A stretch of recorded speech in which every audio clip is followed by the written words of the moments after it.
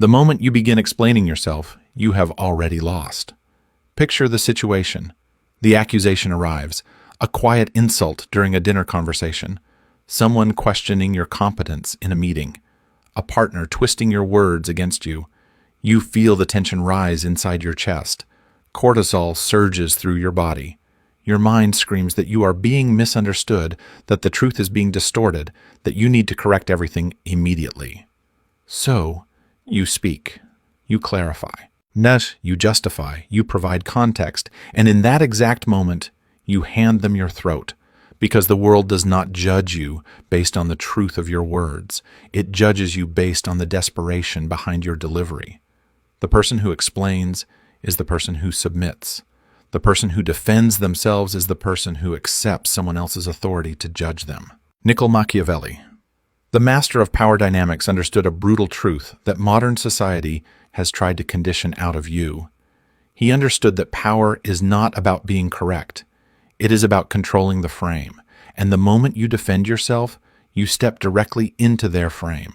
You become the accused inside their courtroom. But what if you refused? What if, when the attack arrives, you do the one thing that frightens a manipulator more than anything else? Most people move through life as emotional puppets. They are pulled by the strings of other people's opinions. Someone frowns, they apologize. Someone accuses, they explain.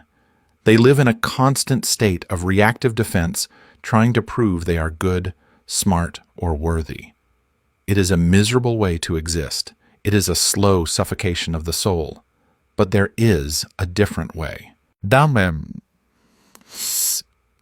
A way of moving through the world that is so detached, so sovereign, and so psychologically impenetrable that insults do not just bounce off you. They dissolve before they even touch you. This is not about being cold. It is not about being arrogant. It is about a fundamental shift in where you derive your reality. Today, we are going to dissect the psychology of the non-defense. We are going to look at why your biology betrays you in these moments and how to override it with a strategy that Machiavelli would have whispered to a prince. I am going to show you how to flip the power dynamic instantly. How to make the attacker doubt their own sanity. How to use silence not as an absence of noise, but as a weapon of mass destruction against someone's ego. But be warned, this requires you to kill a part of yourself that you have been feeding since you were a child. The part of you that begs to be understood. The part of you that needs permission. If you can kill that need, you become dangerous. You become untouchable. Let's begin. So, why do you do it? Why, when someone challenges you, is your first instinct to provide evidence of your innocence? It starts in childhood. Think back when you were 5 years old and a parent or a teacher accused you of something. What was the only way to escape punishment? Explanation. I didn't break it. It fell. I didn't hit him. He hit me first. You learned that authority figures hold the power of judgment. And you learned that your survival depended on convincing that authority figure that you were good. The problem is you grew up, but your psyche didn't. You are walking around the world projecting that authority figure onto everyone you meet, your boss, your partner, the stranger on the internet, even your enemies. When you defend yourself against someone, you are subconsciously saying, "You are the judge, I am the child. Please accept my plea so I can feel safe again." It reeks of weakness. And human beings, primal as we are, can smell that scent of submission from a mile away. Machiavelli wrote, It is much safer to be feared than loved. Now translate that to modern social dynamics. It is much safer to be respected than understood. When you rush to defend, you are prioritizing being understood over being respected. You are saying, "Please understand me. Please recognize my intentions." But a king does not explain his decree to a peasant. A lion does not explain its hunt to the gazelle. The moment you begin rambling, offering explanations, showing messages, bringing up old situations to prove your side, you have already revealed that your inner stability depends on their approval. You have handed them the key to your house. And once they possess that key, They can destroy the place whenever they choose. This is the trap of the validating self. You convince yourself that if you just explain everything clearly enough, they will eventually say, "Now I understand. You were right. I was wrong." But how often does that truly happen? Almost never. Because the attack was never about facts, it was always about power. They did not accuse you because they wanted truth. They accused you to see whether you would react, and you reacted. The first step toward becoming untouchable is realizing that the courtroom itself does not exist. There is no judge, there is no jury, there is only you and your perception of reality. When you stop treating other people like judges, their accusations stop sounding like sentences. They start sounding like opinions, and opinions are just noise. So what happens when you don't jump? Imagine the scenario. Someone throws a verbal spike at you.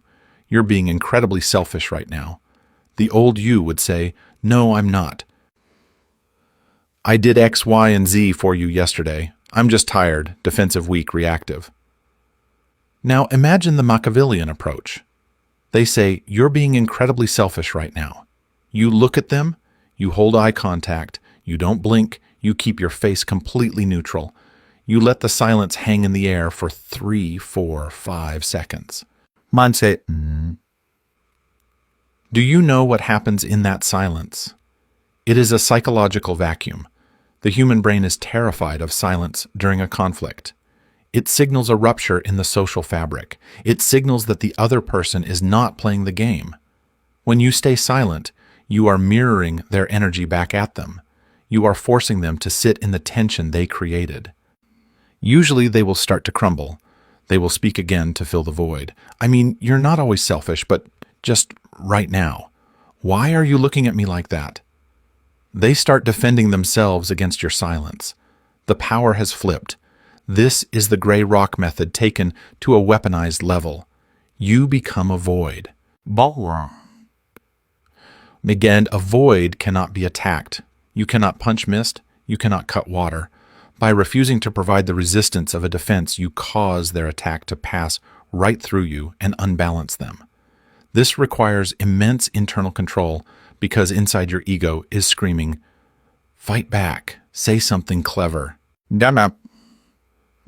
You must leash that dog." Machiavelli knew that the most powerful person in the room is the one who cannot be read.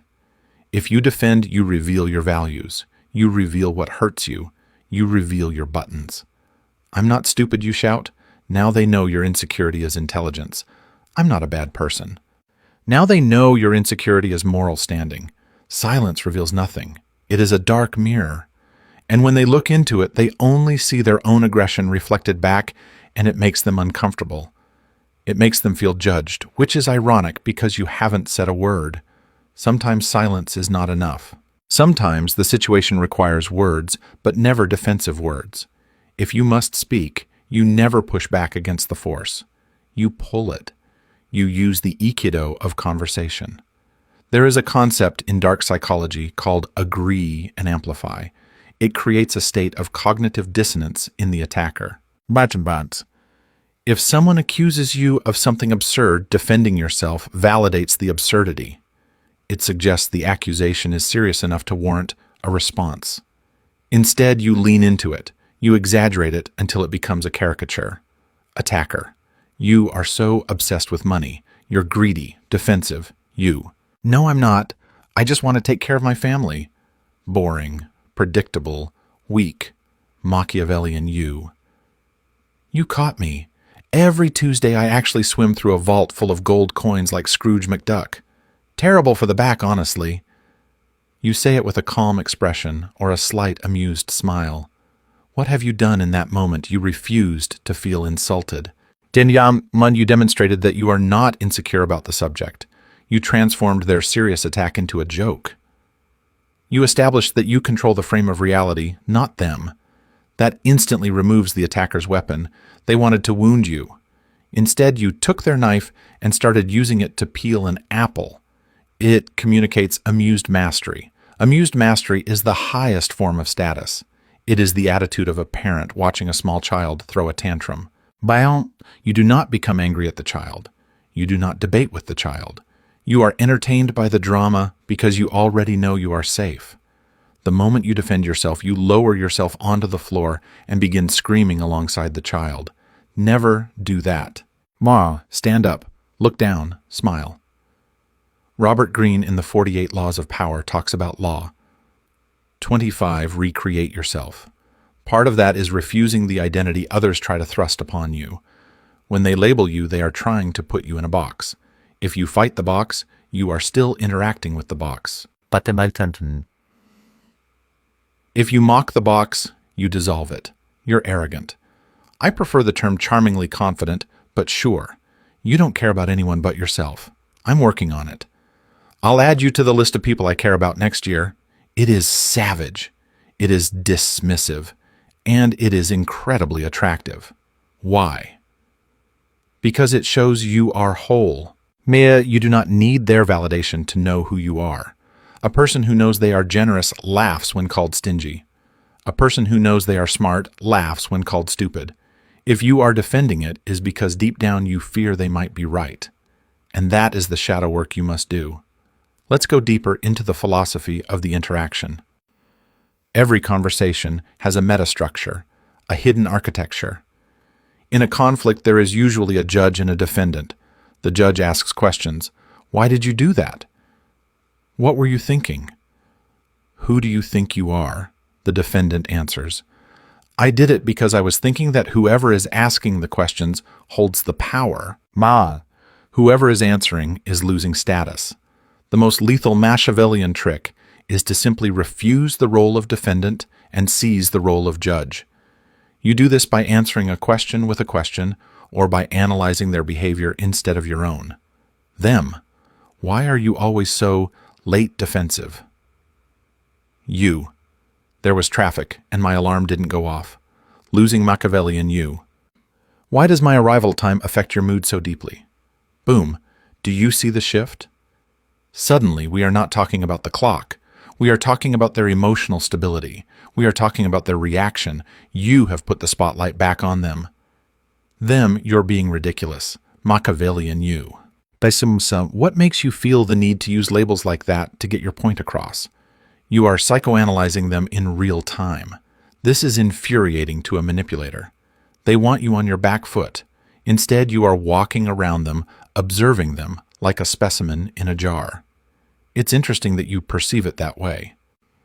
Does saying that make you feel better? You seem very invested in this. These phrases are shields. They acknowledge the sound coming out of the other person's mouth, but they do not accept the content. It is a boundary of verbal force field. You are saying, this is your stuff, not mine. Keep it. This is not just a technique. It is a spiritual position. It is the understanding that other people's perception of you is not your responsibility. Their anger belongs to them. Their disappointment is theirs to carry. The moment you defend yourself, you begin carrying emotional weight that was never yours. You start trying to repair their feelings. Mom, stop doing that. Let them carry their own burden. Now here comes the paradox. Sometimes the most aggressive, defensive, power-reversing move you can make is agreement, but not in the way most people imagine. This is not agreement through submission. It is agreement through the abyss. Imagine someone shouting at you. They are listing your flaws. They are trying to provoke conflict. You look directly at them and calmly say, "You're right." And then you stop speaking. "You're right. I can be difficult sometimes." "You're right. I handled that badly." This is called the fogging technique. What happens when you throw a rock into dense fog? Nothing. No impact, no echo, no resistance. But that's cool. It just disappears, ours. When you agree with an attacker, you steal their momentum. They are pushing against a door expecting it to be locked. When you open the door, they fall on their face. They want to fight. They want resistance. Resistance validates their anger. Agreement neutralizes it. But here is the nuance. You must agree with the truth in their statement without accepting the shame they are trying to attach to it. There is a difference between admitting a mistake and accepting a character assassination.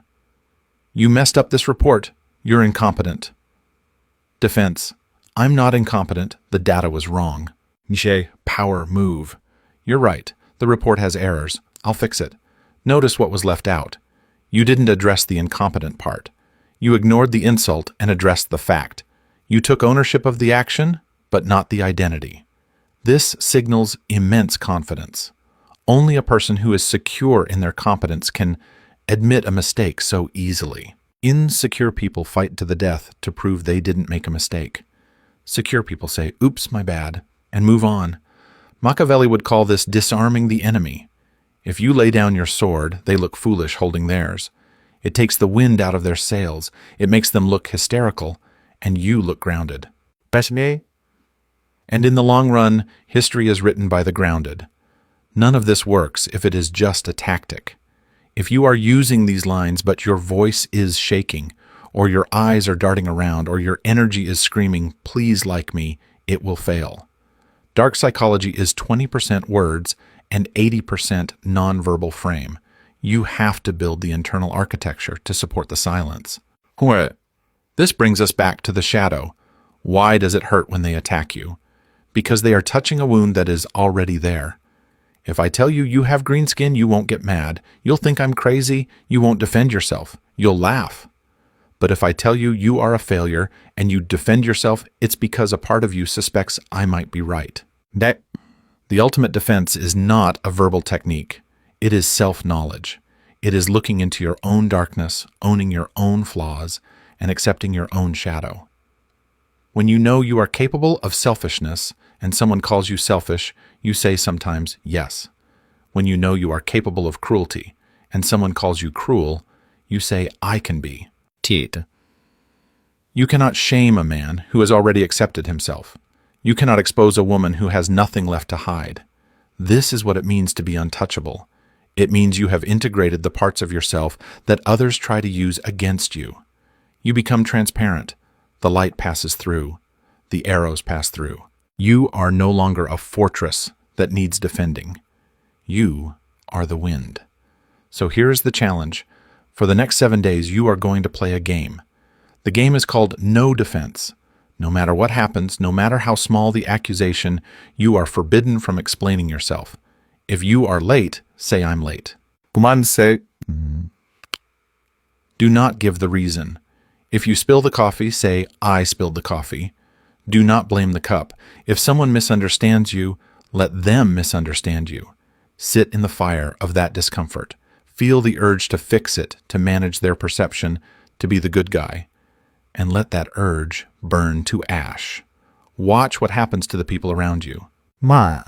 Watch how people react the moment you stop participating in the game. First, you will see confusion, then respect, then a strange form of magnetism, because people are naturally drawn toward certainty, and nothing communicates certainty more powerfully than someone who does not feel the need to explain their existence. You are reclaiming your energy. You are sealing the leaks inside your soul. You are stepping out of the role of the child and into the role of the sovereign. The world will constantly try pulling you backward. It will try to bait you. It feeds on reaction. Do not give it one. Protect your mystery. Protect your power. Protect your silence.